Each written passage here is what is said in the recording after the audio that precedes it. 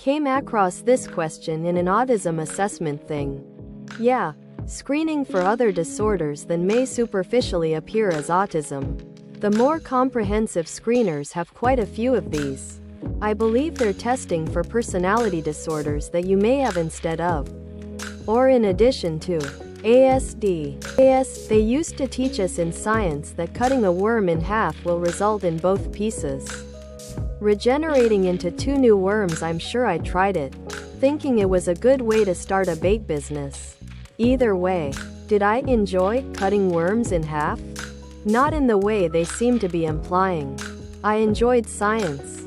I had this question during my assessment process and it haunts me. I anticipated being able to ask for clarification more than the results of my assessment. This question is on the empathy quotient (EQ) test. What an oddly specific question. Anyone else constantly told, "You're arguing," despite not arguing? It's because they see what you're saying as a retort or argument about what they're saying. They say that bad people make words bad, but you say, "Good people let them," and that can come across as argumentative even though you're agreeing or adding onto it because to them you're disagreeing with what they're saying. Neurotypicals are emotive speakers, rather than logical. I used to do the exact same thing and get the exact same response despite the fact I was agreeing and adding on to what they were saying.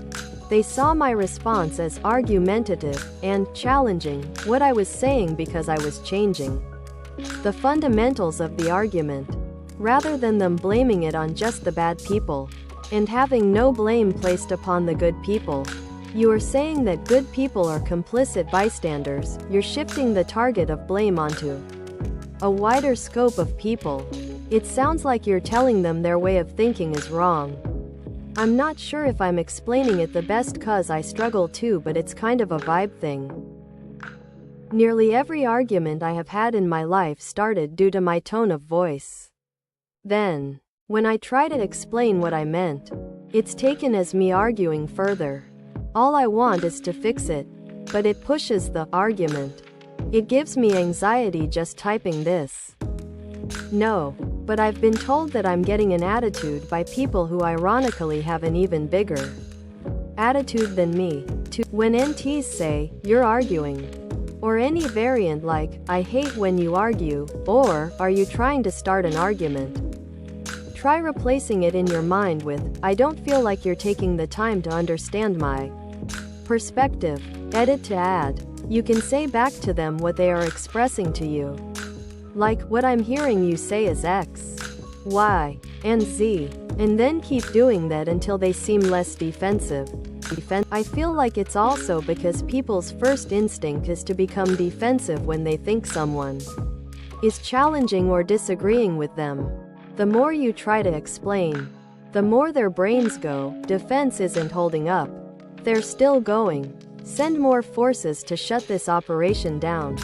The other thing I've realized is that sometimes people think they want a deep or philosophical discussion, but what they actually want is for someone to agree with their ideas and reaffirm their sense of self as being smart with ideas worth having, sharing.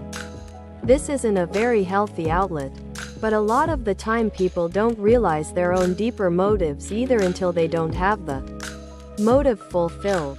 In short, they wanted to be validated, not challenged. Which option seems best? 2 or 3. The bed being against a wall makes it harder to make the bed, and the dresser being at an angle in the corner makes it easier for things to get behind it and makes cleaning more difficult. One of us. One of us.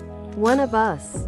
You don't know how long it has taken me to find one person who does the same. 3rd, piano at window.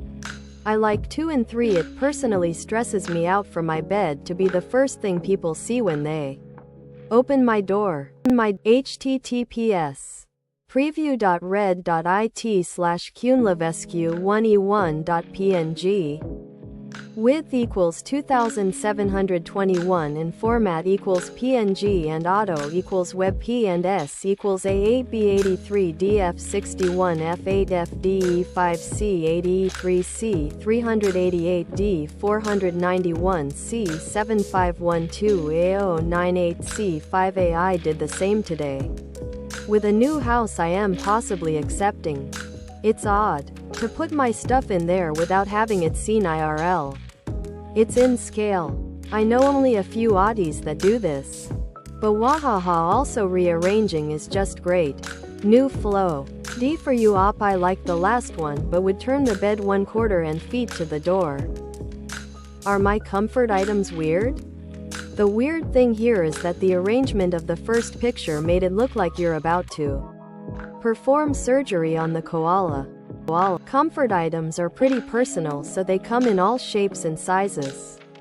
Since you like opal etc., have you tried mineral thumbstones? I have a bloodstone one and it's so nice to mess with. Honestly, this is iconic. The range.